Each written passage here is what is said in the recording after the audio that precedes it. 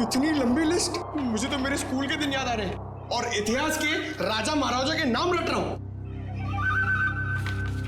ले भैया, एक और लिस्ट आ गई। इतनी लंबी लिस्ट, सर मैं बेहोश हो जाऊंगा। घबराइए नहीं सर, ये आखिरी है। अच्छा, मुझे तो नींद आ रही है। उस दिन मंशा वाले मॉल और अमन के ऑफिस के पास इतने सारे लोग थे, जो हमें चाहिए उसे ढूंढेंगे कैसे?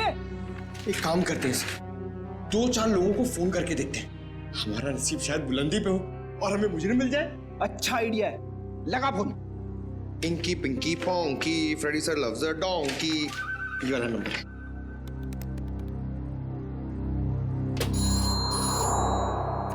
हेलो। हेलो, क्या नाम है आपका मैडम? तुम्हें क्यों बताऊं? तुम्हें शर्म नहीं आती? अनजान लड़की को फोन करके परेशान करते हो। अरे नहीं मैडम, आप समझ नहीं रही हैं। अगर तुमने मुझे दोबारा फोन किया ना तो मैं सीआईडी को कंप्लेंट कर दूंगी। मैं खुद सीआईडी से हूँ। और मैं इंडियन क्रिकेट टीम की कैप्टन हूँ। खबरदार जो फोन किया दोबारा। अरे मैडम, आप समझ क्यों नहीं रही हैं? मेरे पति ने कहा ना तुमसे मुझे फोन करके परेशान करने के लिए। जाओ जाके कह दो उसे मैं 1 पैसा दहेज नहीं देने वाली। दहेज? अबे क्या हुआ पंकज? दहेज का नाम सुन के तेरे पूरे शरीर में 440 वोल्ट का करंट क्यों दौड़ने लगा? अरे सर मत पूछिए, दहेज ही तो मेरी दुखती रग है। सर मेरा पुराना जख्म हरा हो गया। अबे मैं कुछ समझा नहीं। सर आप तो जानते ही हैं, मेरे स्कूल के और कॉलेज के जितने भी फ्रेंड्स हैं सबकी शादी हो चुकी है। मैं ही अकेला बचा हूं कुंवारा। पता है क्यों? क्यों?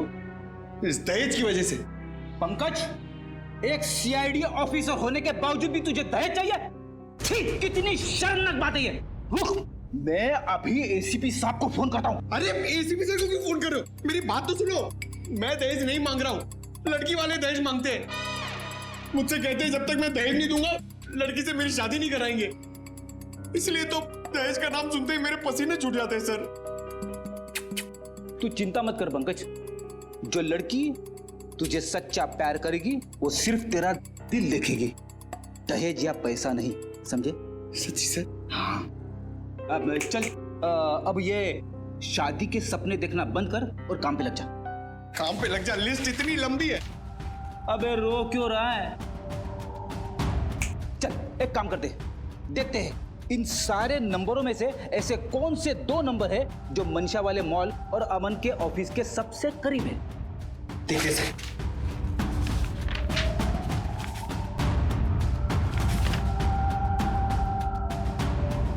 सर ये नंबर देखिए सर। सर ये मॉल से सिर्फ 70 मीटर दूर है। सर ये नंबर देखिए, ये ऑफिस से 20 मीटर दूर है सर। एक्सक्यूज मी, ऐसा? आप जरा बता सकते हैं कि ये और ये 2 नंबर किसके नाम पे? एक मिनट।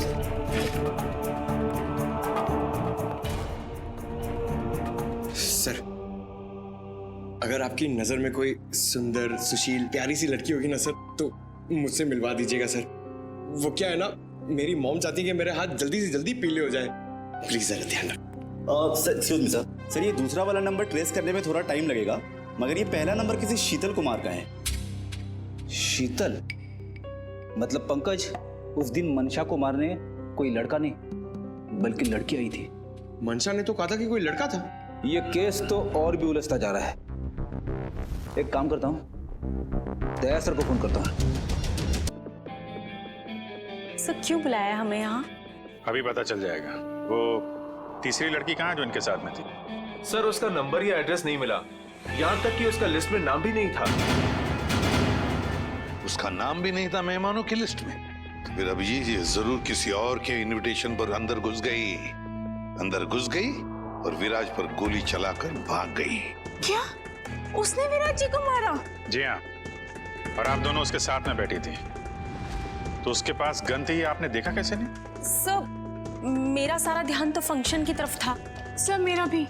वाह, तुम दोनों का फंक्शन की तरफ इतना ध्यान था कि तुम्हारे बगल में बैठी हुई लड़की अपना गन निकालती है, निशाना साधती है और गोली चलाकर भाग जाती है, इसका तुम्हें पता भी नहीं था। कैसे मान सकते हैं हम ये? चलिए बताइए, और क्या याद आता है उस लड़की के बारे में? सर उसने एक बड़ा सा बैग रखा था टेबल पे और शायद इसीलिए हमें गन नहीं दिखी। कहाँ पर? सर वो जो टेबल है ना, उस पे जो फूलों का गुलदस्ता पड़ा है, उसी के पास। और वाइन का गिलास बैग के बगल में ही था? जी सर था, और वो उस बैग के साथ कुछ छेड़खानी भी कर रही थी। इधर आओ।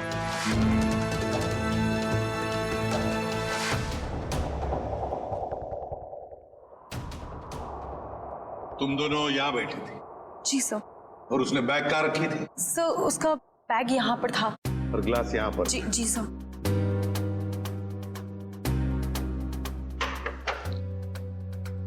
मतलब अभिजीत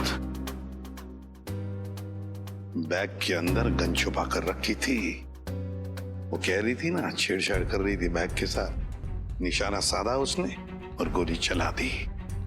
सर उसका चेहरा तो हम देख ही चुके हैं, उसकी फोटो टेलीविजन और अखबारों में दे दें सर? हाँ, मगर उससे पहले अभिजीत सीसीटीवी फुटेज चेक करो।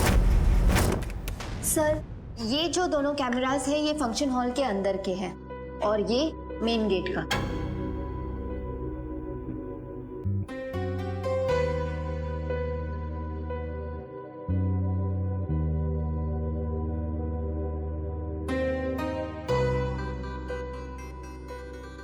तो काफी देर से आई फंक्शन में। अब जरा ये मेन गेट वाला दिखाना। जी सर।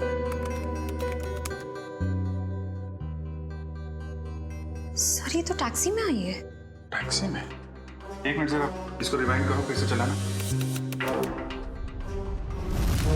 Pause pause. अब जरा ये नंबर प्लेट है ना टैक्सी का, उस पर जूम करो।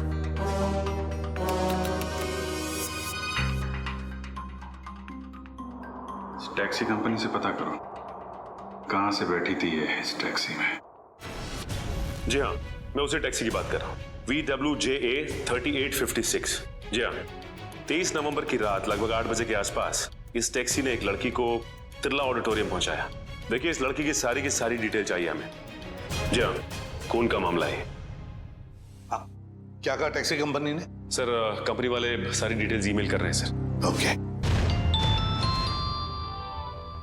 टैक्सी कंपनी का ईमेल आ गया।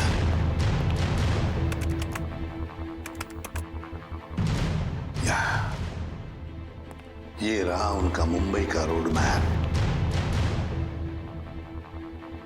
और ये है वो लाल डॉट, ये है वो टैक्सी और उस टैक्सी का रूट ये था, ये देखो, तिरला ऑडिटोरियम।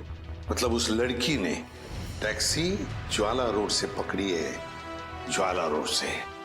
बहुत होशियार है लड़की सर, इसने टैक्सी अपने घर पे नहीं बुलाई बल्कि भीड़ भाड़ वाली रोड पे बुलाई। लगता है इस लड़की का घर ज्वाला रोड के आसपास ही होगा।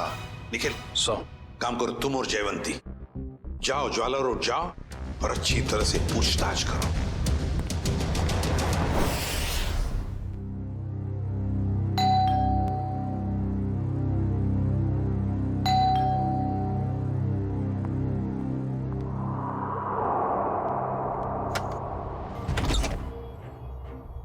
शीतल? क्या? शीतल तुम हो ना? आप लोग क्या कह रहे हैं? ये हेडफोन्स निकालोगी तब सुनाई देगा। I am so sorry. आप लोग तीनों दीपा के कजिन्स हैं, राइट? मैं आप लोग का ही वेट कर रही थी। हम लोग कोई कजिन वजन नहीं है, हम लोग CID से हैं। CID? सर सब कुछ ठीक है ना? शनिवार दोपहर 3 बजे तुम मॉल में क्या कर रही थी? कौन सा मॉल? वही मॉल जो जवाहर नगर में है। सर मॉल, मैं कोई मॉल में थी नहीं और जवाहर नगर तो मेरे घर से काफी दूर है, मैं वहां जाती ही नहीं हूँ। देखो शीतल, ड्रामा करने की जरूरत नहीं है। अगर तुम जवाहर नगर नहीं गई थी तो तुम्हारा फोन वहां कैसे पहुंच गया? पर मेरा फोन तो गुम हो चुका है, मेरे पास है ही नहीं। आप लोगों को मिला क्या? ओह, तो फोन मिलने रहा है, बहाने अच्छे हैं, मगर CID के सामने ये सारे बहाने पिट जाते हैं, क्योंकि हमें ये भी पता है कि इस वक्त आपका फोन कहाँ है। यहीं पर है, घर पे, नेटवर्क यही बता रहा है। पर मेरे पास तो मेरा फोन है ही नहीं और नेटवर्क और सिग्नल, हाँ शायद हो सकता है कि मेरी काम वाली बाई ने चुराया हो। मैं उसे इनफैक्ट निकालने वाली थी काम से। अंदर कौन है? कोई नहीं, शायद चूहा होगा। चूहा? आप लोग कहाँ जा रहे हैं? आप लोग मेरी मर्जी के बगैर मेरे घर में नहीं जा सकते। सुनिए, आप लोग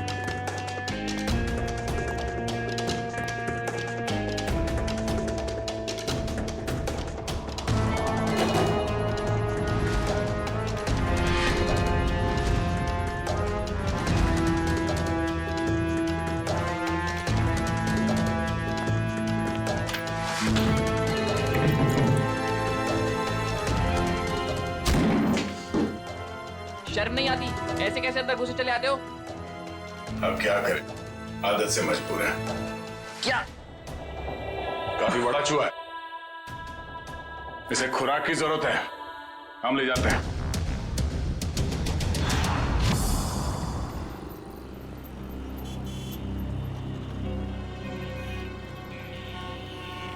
प्रॉम टैक्सी में यहाँ से बैठी होगी वो, लेकिन उसे टैक्सी यहाँ से क्यों पकड़ी होगी, कहीं और से क्यों नहीं? यही समझ में नहीं आ रहा है। देख भाई निखिल, तेरी समझदारी जरा मैं हिला देती हूँ। तुझे पता है, एक आदमी जब सजदत जाता है तो वो बाहर टहलने निकल पड़ता है। सजने के बाद टहलने क्यों लगता है? डिपेंड करता है, अगर जवान बच्चा हो तो कुड़ियों छुड़ियों पे लाइन मारने निकल पड़ता है, और अगर बुजुर्ग हो तो खुशी में निकल पड़ता है। लेकिन औरतों और लड़कियों का ऐसा नहीं होता। तुझे नहीं पता? नहीं। लड़कियों के बारे में कुछ तो पता होगा। वो कुछ भी नहीं पता? नहीं। शर्मा क्यों रहा है? नहीं वो देख, लड़की औरत जब एक बार तैयार हो जाती है तो वो ज्यादा दूर तक नहीं जाती। मतलब नहीं जाती, जा ही नहीं सकती। मतलब ये कि वो जहाँ तैयार हुई है, टैक्सी भी उसने वही बुलाई होगी। मतलब घर के आसपास? बिल्कुल। देखा था ना वीडियो में, कितनी सजी धजी हुई थी। अब इतना मेकअप और लिपस्टिक उसने होटल में बैठ के नहीं किया, घर पे किया होगा। उसका घर यही कहीं आसपास होना चाहिए। अब एक बात मैं आपको बताता हूँ। लड़कियों के बारे में? नहीं, बंदा जा रहता है, अक्सर दवाई वगैरह वो यहाँ आसपास से लेता है। होशियार है तू। वो तो चल ढूंढे उसे। Excuse me. जी? हमें कुछ चाहिए। प्रिस्क्रिप्शन दिखाओ। ये क्या है? ये प्रिस्क्रिप्शन है। ध्यान से देखो जरा। बात क्या है? देखो, हम सीआईडी से हैं। ये फोटो ध्यान से देखो और बताओ, तुमने पहले इसे कहीं देखा है? तो मेरी? ये तो मेरी। नहीं, मेरी कुछ नहीं लगती। ये तो वही है ना? अरे देखना, ये वही है ना? अरे हाँ, ये तो वही है 11 नंबर बंगले वाली। 11 नंबर वाली? हाँ, 11 नंबर पे रहती है, घर से फोन करती है। बहुत बार घर पे दवाई भेजी हमने इसकी। क्यों, बीमार है क्या? नहीं, हट्टी कट्टी है। 11 नंबर वाली।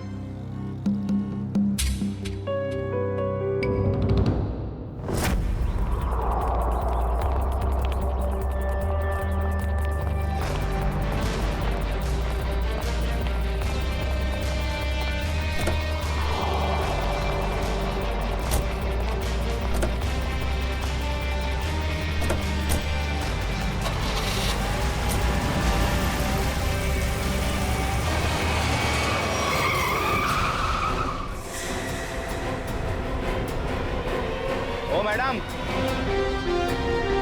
गाड़ी हटाओ।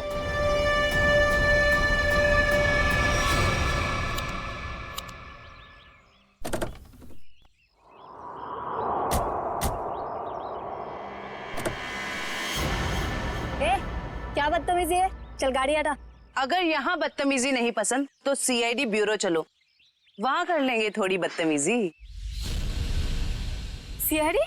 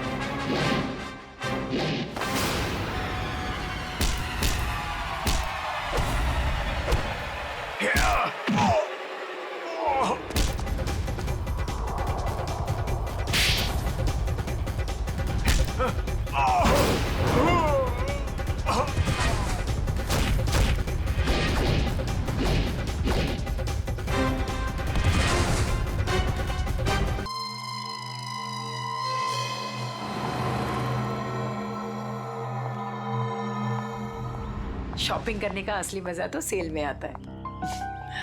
अब एक हफ्ते की छुट्टी।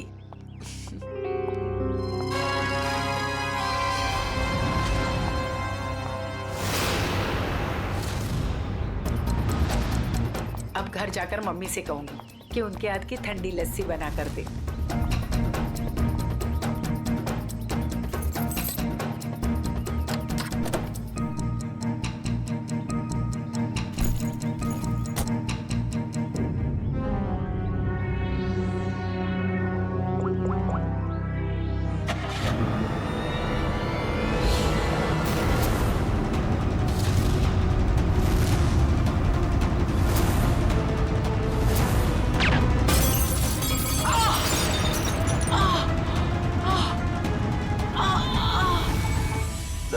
आज आपके लिए बहुत ही बड़ा दिन। आज आपको बिजनेसमैन ऑफ द ईयर का अवार्ड मिलने वाला है। आखिर सर आपने दिखाई दिया कि इंसान मेहनत से ही सफलता के शिखर पर पहुंचता है। क्या बात है सर, आप कुछ खोए खोए से दिख रहे हैं? कोई परेशानी? नहीं, ऐसी कोई बात नहीं है। अच्छा, वो तुमने कुमार की एनुअल रिपोर्ट भिजा दी? जी सर। किसी बड़ी परेशानी में है। हाँ कहो। तुम्हारा दिमाग तो ठिकाने पे है। तुम ये डील कैसे कैंसिल कर सकते हो? छोड़ूंगा नहीं मैं तुम्हें। क्या हुआ सर? अंदर सब इंतजार कर रहे हैं आपका। ठीक है चलो।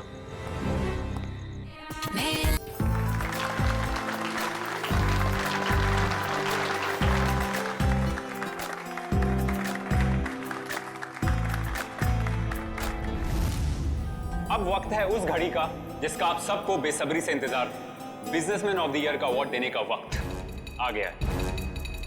और इस अवार्ड को देने के लिए मैं बुलाना चाहूंगा इस शहर के जाने माने इंडस्ट्रियलिस्ट मिस्टर श्याम विपुल को।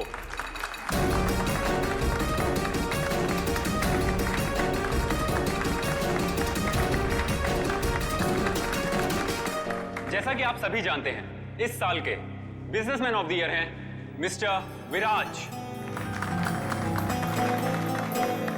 अब मैं चाहूंगा मिस्टर विराज स्टेज पे आएं और अवार्ड रिसीव करें।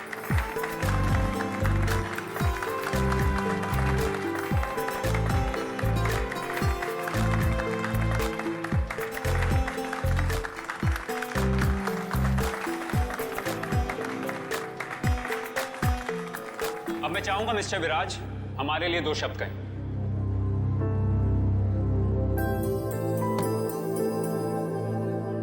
आप सभी का बहुत बहुत शुक्रिया। मैं सिर्फ इतना कहना चाहूंगा कि इंसान अगर चाहे तो मेहनत और ईमानदारी के बल पर जिंदगी में कुछ भी हासिल कर सकता है। इस अवार्ड को जीतने का श्रेय मैं अपने बहुत ही खास साथी अरे ये क्या? अरे गोली चली, निकल यहाँ से। चलो चलो, कहीं हमें ना लग जाए। निकल यहाँ से। विराज, विराज क्या हुआ तुम्हें? अभिजीत, गोली तो बाएं तरफ से चली है। बस इसका मतलब गोली चलाने वाला इसके सामने नहीं खड़ा था, साइड से गोली चलाई इसने। अगर ये यहाँ पे खड़ा होके बोल रहा था बाईं तरफ से गोली चली है, सर यहाँ कहीं पे होना चाहिए खूनी को। हाँ, पर यहाँ पर तो दीवार है अभिजीत, मतलब खूनी दीवार के सामने खड़ा था इन सारे लोगों के बीच में। किसी ने तो सुना होगा, देखा होगा गोली चलाते वक्त।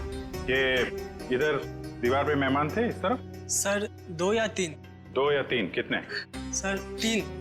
कौन लोग थे, कुछ याद है आपको? सर गोली की आवाज सुनकर वो लोग भाग गए। जो बचे यहीं बचे हैं। मेहमानों की लिस्ट तो होगी तुम्हारे पास? Yes sir. लाओ। Okay sir. वैसे आप लोगों ने देखा किसी को गोली चलाते हुए? नहीं सर। कमाल है, एक आदमी यहाँ पे गोली चलाता है, इनकी मौत हो जाती है, ना किसी ने कुछ देखा ना सुना। ऐसा कैसे हो सकता है? सर दरअसल हम सबका ध्यान स्टेज पे चल रहे प्रोग्राम पे था, इसलिए गोली कहाँ से आई वो पता ही नहीं चला।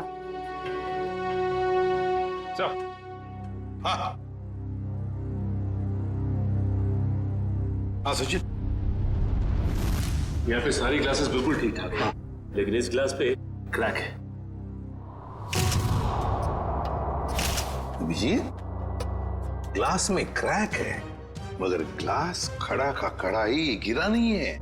ऐसा क्रैक तो तभी आएगा सर, ये ग्लास किसी से टकराए या फिर कोई बहुत जोर की आवाज हो क्लास के पास। जरूर ये आवाज गोली चलने की है, और वो गोली इसी ग्लास के करीब से ही चली है। अंके, आजा।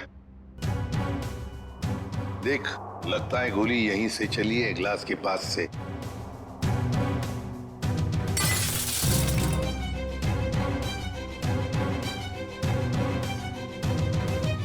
बॉस, देख करके तो ऐसा ही लगता है कि गोली यहीं से चली है। फिर भी 100% श्योर होने के लिए मैं अच्छी तरह से चेक कर लेता हूँ। चेक कर ले।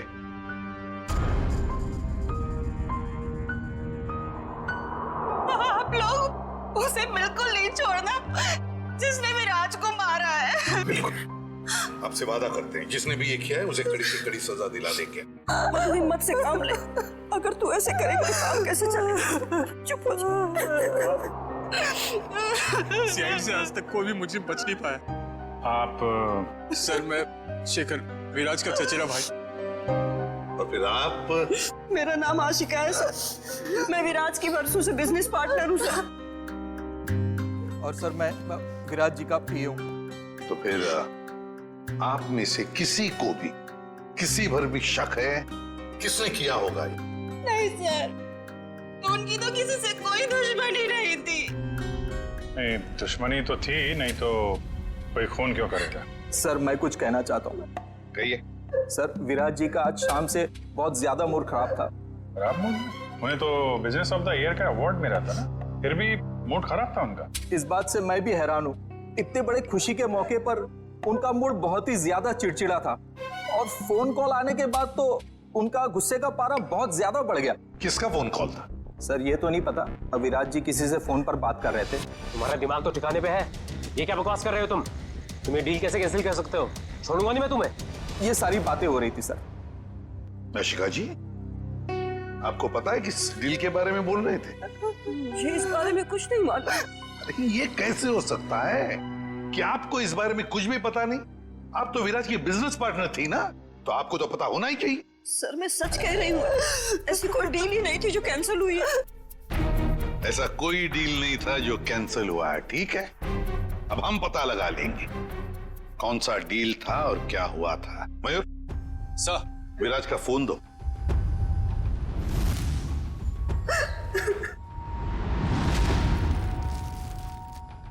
देखो जरा, आखिरी फोन।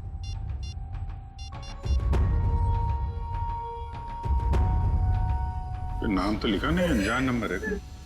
फोन लगा के देखो। फोन बंद आ रहा। फोन बंद आ रहा। अभिजीत,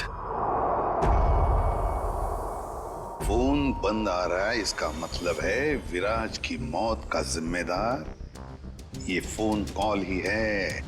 पता लगाना पड़ेगा ये फोन नंबर है किसका। मनसा, बेकार की जिद छोड़ दो ना। मम्मा प्लीज समझने की कोशिश करो, मुझे सीआईडी के पास जाना ही होगा, तुमसे मदद लेनी होगी मम्मा। नहीं, मैं तुम्हें नहीं जाने दूंगी। फिर से हमला हो गया तुम पर तो। मम्मा प्लीज, मैं जो कर रही हूँ वो ठीक कर रही हूँ, लेट मी डू इट। हाँ, मैं सीआईडी के पास जा रही हूँ, क्या तुम मेरे साथ चलोगे? ओके। सब प्लीज मुझे जाने दीजिए, मेरी कोई गलती नहीं है। चुप! पैसे लेकर लोगों को मारते और कहते हो तुमने कुछ नहीं किया। किसने कहा था तुम्हें मंशा और अमन को मारने के लिए? प्रीतम ने। कौन प्रीतम? वो बड़ी पार्टियों से सुपारी का कॉन्ट्रैक्ट लेता है और हम जैसे लोगों में बांट देता है। मुझे मंशा को मारने के लिए कहा था उसने, और मेरे दोस्त रिंकू को अमन की सुपारी दी थी। मतलब पैसे लेकर लोगों को मारने का पूरा नेटवर्क ये प्रीतम चलाता है, और फिर मंशा और अमन को मारने के लिए प्रीतम को किसने कहा? प्रीतम को किसने कॉन्ट्रैक्ट दिया था? सब विराज थे। विराज? सर इसका मतलब विराज, मंशा और ये अमन का केस आपस में जुड़ा हुआ है। हाँ, पर मजे की बात ये है सचिन कि विराज ने प्रीतम को कॉन्ट्रैक्ट दिया मंशा और अमन को मारने का, और फिर विराज का ही खून हो गया। सर कहीं ऐसा तो नहीं कि अमन और मंशा ने मिलकर विराज को मरवा दिया हो? तो फिर मंशा और अमन हमारे पास क्यों आते हैं? अच्छा, ये तुम्हें सुपारी मिली थी ना मंशा और अमन को मारने की, तो फिर तुम और तुम्हारे दोस्त नाकामयाब कैसे हो गए? नाकामयाब नहीं हुए थे सर, प्रीतम ने आखिरी वक्त पर सुपारी कैंसिल कर दी थी। प्रीतम ने आखिरी वक्त इन दोनों को मारने का प्लान ही कैंसिल कर दिया? क्यों? ये चक्कर क्या है? मुझे तो लगता है विराज की मौत के पीछे इस प्रीतम का हाथ है। दीपिका। जी सर। तुम्हें विराज को मारने के लिए किसने कहा था? प्रीतम ने। प्रीतम ने? सर मगर प्रीतम को किसने कहा होगा विराज को मारने के लिए? वो भी पता चल जाएगा निखिल। सर मुझे कितनी देर यहाँ रुकना पड़ेगा? क्या मैं घर जा सकती हूँ? क्यों? ऐसा कौन सा अच्छा काम किया है जो तुम्हें हम जाने दे? एक खूनी को बचाने की कोशिश की है तुमने, समझी? सर मैं इलेश से प्यार करती हूँ, इसलिए भाग गई थी। तो कौन सा बड़ा काम किया इलेश से प्यार करके? इसे बचाने की कोशिश की तुमने, उसे तो सजा होगी, मगर तुम्हें भी होगी सजा। चले जाओ इसे। चलो। इलेश, तुम्हारे पास प्रीतम का नंबर और एड्रेस तो होगा ना?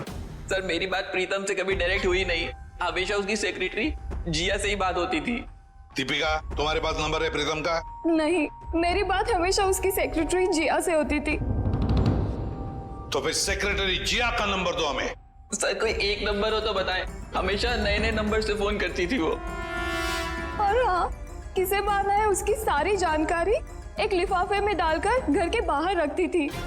नए नए नंबरों से फोन करती थी।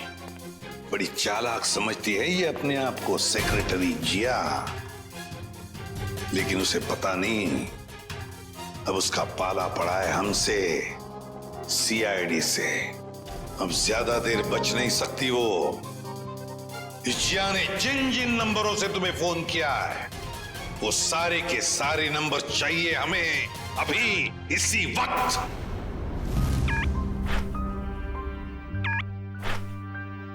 सर ये देखिए, शहर के नक्शे में जो लाल रंग के निशान दिखाई दे रहे हैं, जिया ने आज ये नंबर वहां इस्तेमाल किए हैं। ये है वो पहला नंबर जिया ने इस्तेमाल किया हुआ। राजा पार्क से लेकर खातीपुरा गया है और 30 मिनट तक बात कर रही थी, 30 मिनट तक। और फिर खातीपुरा से वो श्याम नगर आई, उस दौरान उसने 40 मिनट तक बात की। हाँ सर, और तीसरा नंबर उसने इस्तेमाल किया है श्याम नगर से क्वींस रोड के बीच, तकरीबन अब 1 घंटे बात की है सर। और उसके बाद अब ये क्वींस रोड से विद्यानगर की तरफ गई। और सर विद्यानगर में जिया के नंबर के साथ एक और नंबर है। लगता है ये नंबर प्रीतम का है श्रेया, ये प्रीतम ही है। इस प्रीतम ने ये बुलाया होगा जिया को विद्यानगर मिलने के लिए। लेकिन सर विद्यानगर के बाद तो जिया का मोबाइल बंद हो गया सर। तो ठीक है, होने दो, लेकिन वो दूसरा नंबर भी तो है जिससे जिया मिली थी, उसको ट्रैक करो निखिल।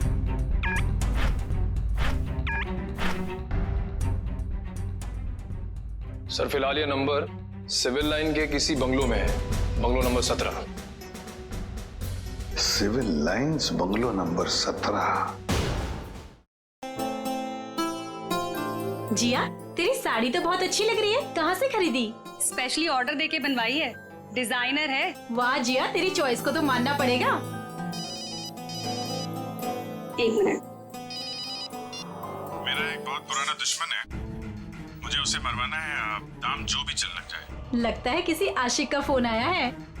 मैं प्रीतम जी की सेक्रेटरी बोल रही हूँ, आपका संदेश उन तक पहुँचा दूंगी। 10 लाख लगेंगे। अरे 20 लाख दूंगा, लेकिन वो बचना नहीं चाहिए। बहुत नफरत करते हैं हमसे, ऐसा क्या बिगाड़ा है आपका? मिल के बताता हूँ आपको। लगता है दरवाजे पे कोई आया है, मैं आपको थोड़ी देर में कॉल करती हूँ। आप? नहीं, वो मैं ही हूँ। आपसे मुलाकात भी हो गई। आप कौन है?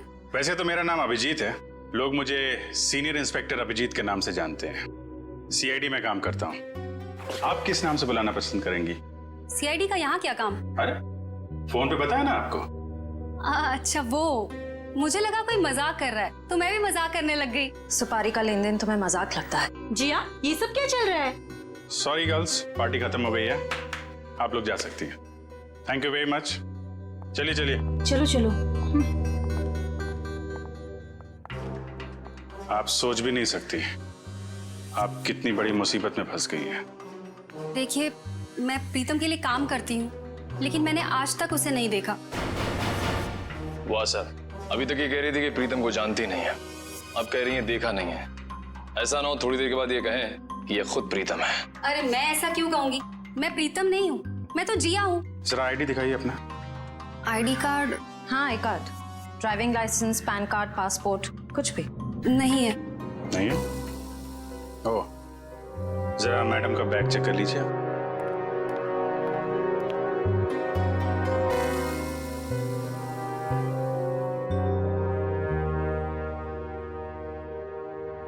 सर, इस खूबसूरत चेहरे का नाम है प्रीतम योगिता। अच्छा, तो आप प्रीतम हैं? भाग के कहाँ जा रही हो? पहले अपने चेहरे का मेकअप तो करवा लो।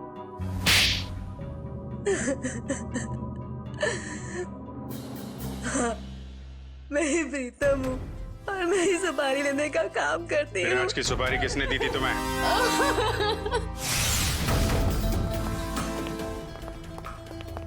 माफ कीजिएगा, ऐसे ही चले आए। क्या करते, काम बहुत जरूरी था। आपने दीपिका को गिरफ्तार कर लिया। जी, सीआईडी से वो बच नहीं पाई। लेकिन उसने ऐसा क्यों किया? विराज ने उसका क्या बिगाड़ा था? नहीं नहीं, विराज ने दीपिका को कुछ नहीं बिगाड़ा था। तो उसने मेरे भाई को क्यों मारा? क्योंकि किसी ने सुपारी दी थी दीपिका को विराज को मारने की। विराज की सुपारी? लेकिन विराज की सुपारी किसने दी? एक ऐसे इंसान ने दी जो इस वक्त यहाँ मौजूद है हमारे बीच में, और जो विराज की मौत पे मगरमच्छ के आंसू बहा रहा था। कौन? हाँ? शेखर, तो भागने दौड़ने का बहुत शौक है आपको? हमारी जेल के बाहर एक बहुत बड़ा मैदान है, वहां आपका ये शौक पूरा हो जाएगा।